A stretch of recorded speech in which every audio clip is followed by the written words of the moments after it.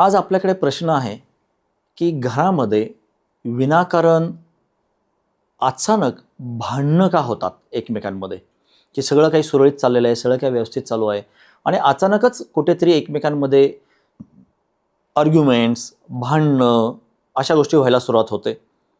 नाराजगी वाढत जाते, समज गैरसमज होत जातात. तर याच्या मागचं कारण आज आपण जाणून घेऊयात. तर अर्थात वास्तुशास्त्रामध्ये नात्यांसाठीचा जो झोन आहे तो आहे आपला वायव्य.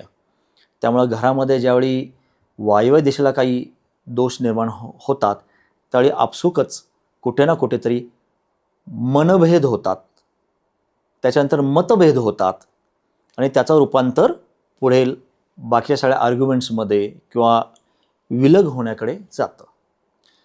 तर हे अचानक एकदम होतं का, किंवा अचानक झालं तर ते कशामुळे होतं ते आपण जरा आज बघून घेऊयात. तर जे काही आपलं वातावरण घरामध्ये आहे, जे काही ऊर्जा लहरी घरामध्ये आहेत, तर त्याच्यामध्ये कायम बदल घडत असतात. कारण ऋतुचक्र बदलतं, इलेक्ट्रोमॅग्नेटिक व्हायब्रेशन्स जे ग्रहांचे नक्षत्रांचे आसमानात येत असतात ते बदलत असतात. ग्रहांच्या चाली बदलतात, जे आपण सगळीकडे बघत असतो, अनुभवत असतो. आणि ज्यावेळी बाहेरची ऊर्जा बदलते ऑब्व्हियसली त्याचा परिणाम आपल्या वास्तूमधील ऊर्जेवर 100% होत असतो. आता जसं आपण एका सेशनमध्ये बघितलेलं आहे की वास्तूचं स्वतःचं एक वेगळं विश्व आहे, तिचं स्वतःचं एक ऊर्जावल आहे, तिचं स्वतःचं एक ब्रह्मांड आहे. बाहेरील ब्रह्मांडांच्या बदलाचा परिणाम, त्याचा प्रभाव वास्तूच्या ब्रह्मांडावर होत असतो आणि तो होतो, आणि ज्याच्यामुळे वास्तूमधील ऊर्जा लहरी अचानक बदलतात.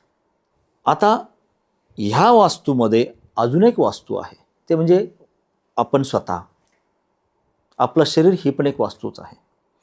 तर जसं वास्तूचं एक वेगळं ऊर्जावलय आहे, तसंच घरात राहणाऱ्या व्यक्तींचं पण प्रत्येक व्यक्तीचं स्वतःचं वेगळं ऊर्जावलय आहे. मग आपण जर शांतपणे विचार केला तर असं लक्षात येईल की ज्यावेळी वास्तूमधल्या सगळ्या लहरी बदलतात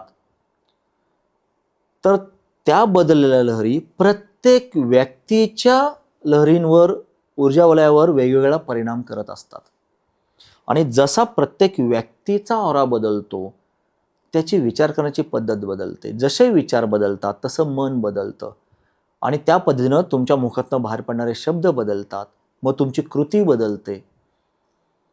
मग त्यामुळं जर आपण असं बघितलं की आपण समजा AC मध्ये बसलेलो आहोत 20-22 डिग्री टेम्परेचरमध्ये आणि अचानक आपण एकदम 27-30 डिग्रीमध्ये बाहेर गेलो तर पटकन आपल्याला गरगरल्यासारखं होतं किंवा अंधारी येते किंवा थोडंसं अनइझी वाटतं. का? कारण वातावरणातला बदल आणि आपलं शरीर, आपला ऑरा हा बदल पटकन ॲक्सेप्ट नाही करू शकत.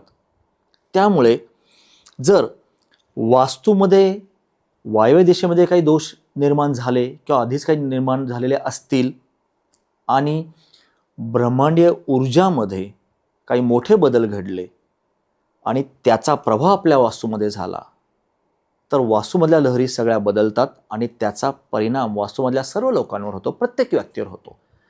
आणि जेव्हा ज्या व्यक्तीची साधना कमी असेल, प्राणायाम, मेडिटेशन ह्या गोष्टी जर कमी प्रमाणात असतील, आध्यात्मिक ऊर्जेशी जे कनेक्शन आहे ते कमी असेल, तर वास्तूमधल्या बदलल्या लहरींचा खूप जास्त प्रभाव त्या व्यक्तींच्या ऊर्जा लहरीवर होतो.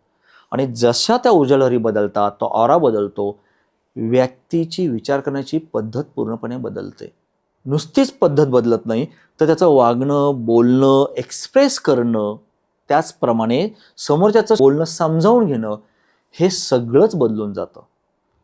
आणि जर अशा एकापेक्षा जास्त व्यक्तींमध्ये जर घडलं एकाच घरामध्ये तर विचार करा, हे सगळे ऊर्जांमधले बदल त्या 2 किंवा 2पेक्षा जास्त व्यक्तींना आमूलाग्र बदलून टाकतो. दृष्टिकोन बदलतो, विचार बदलतो. आणि एकदा का आपला विचार बदलला, आपला एक दृष्टिकोन बदलला एक दुसऱ्या व्यक्तीविषयी, तर आपल्याला एक्झॅक्टली तसंच दिसायला लागतं. आणि त्याच्यानंतर ती बदललेली ऊर्जा पुढच्या ऊर्जेला अजून जास्त बदलायला सुरुवात करते. म्हणजे काय होतं, तर पहिला एक कुठेतरी छोटासा गैरसमज होतो आणि त्या गैरसमजाच्यामुळे आपल्या मनात समोरच्याच्या विषयी काहीतरी विशिष्ट भावना, इमेज निर्माण होते आणि त्या इमेजमधून आपण त्या व्यक्तीकडे पुढे बघायला लागतो आणि त्या व्यक्तीचं प्रत्येक बोलणं, त्याचं वागणं हे त्या दृष्टिकोनातनंच आपण बघतो. आणि जर तो समज जो आहे तो जर एकदा का नकारात्मक दिशेने सुरू झाला, तर येत्या पुढच्या काही दिवसांमध्ये त्या व्यक्तीची प्रत्येक गोष्ट आपल्याला नकारात्मक अशी वाटायला लागते. त्याने कितीही चांगलं काही बोलला किंवा कुठल्याही अर्थाने बोलला तरी आपल्या मनात कुठेतरी तोच अर्थ येतो जो कुठेतरी आपण काही दिवसांपूर्वी अगदी मनाशी पक्का करून ठेवलेला असतो. आणि असं एका व्यक्तीचं झालं, मग असं दुसऱ्या व्यक्तीचं झालं, आणि असं करत करत एकाला दुसरा काही बोलणार, मग दुसरा परत एक पहिल्याला काही बोलणार, असं एकमेकांना बोलत बोलत ते मनातले समज, गैरसमज वाढत जातात, मनं दुरावतात आणि त्यांचं शरीर दुरावतात.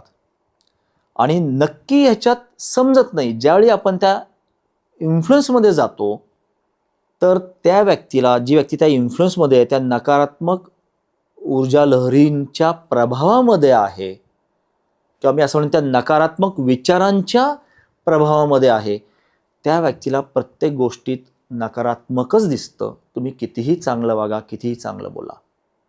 आणि याला आपण अजूनही एक कारण असू शकतं की ज्याला आपण म्हणतो नजरदोष, की घरात खूप छान सगळं काय चालू आहे आणि कोणीतरी पाहुण्यारावळे येऊन गेले किंवा कोणातरी कळलं, आपणच स्वतःहून सांगितलं, सोशल मीडियात काही फोटो वगैरे टाकले आपल्या परिवाराचे, आपण एन्जॉयमेंट वगैरे सगळ्यांचे, पती पत्नीचं नातं किती छान आहे, आम्ही कसे फिरायला चाललो आहे, आम्ही कसं एकमेकांबरोबर प्रेमाने राहत आहोत. ऑब्व्हियसली ज्यांना ते भाग्य मिळत नाही आहे त्यांच्या मनातनं नकारात्मक विचार खूप जास्त झाले, तर पुन्हा तो नजरदोष हा जो प्रभाव आहे त्याचा एक प्रभाव वाढतो. आणि हे सगळे प्रभाव एकत्र आले की जे तुम्ही म्हणता की अरे भांडणं का होतात, तर हे भांडण करायला ती नकारात्मक विचार लहरी ज्या आहेत त्या प्रवृत्त करतात. त्यामुळे इच्छा असो नसो कुठेतरी कायावाच्या मनाने आपल्याकडून चुकीचे मेसेज पास ऑन केल्या जातात किंवा चुकीचे मेसेज रिसीव्ह केल्या जातात आणि त्याचंच पर्यावरण हे भांडणांमध्ये होतं.